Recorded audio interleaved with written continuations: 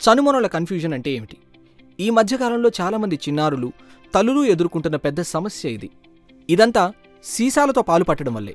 అసలు ఇదంతా ఎలా జరుగుతుందంటే, చాలామంది తల్లులు రకరకాల కారణాల వల్ల సీసాతో పాలు పట్టడం మొదలు పెడుతుంటారు.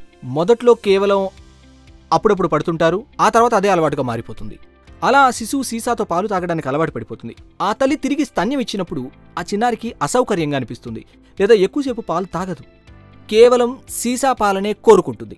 దీని వెనుకున్న కారణం ఏమిటంటే, సీసాతో తాగేటప్పుడు పాలు చాలా సులువుగా వచ్చేస్తాయి.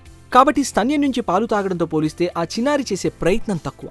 ఇదంతా ఎందుకు జరుగుతుందంటే, నేనిందాక చెప్పినట్లు తల్లులు అప్పుడప్పుడు సీసాతో పట్టడంతో మొదలుపెట్టి ఆ చిన్నారి దానికి అలవాటు పడేదాకా చాలా తరచుగా అలా చేస్తుంటారు. దయచేసి సీసాతో పట్టడాన్ని ఓ అలవాటుగా, వ్యసనంగా మార్చకండి. ముందు అసలు సీసాతో పట్టమని ఎవరు సలహా ఇచ్చారో దాన్ని ఖండించాలి. చాలా అరుదైన సందర్భాల్లో తప్పనిసరైతే ఎంతో ఆచితూచి చేయాలి. ఆ చిన్నారి దానికి అలవాటు పడిపోయి దానివల్ల చనుమనుల అయోమయం ఏర్పడేలా చేయకండి.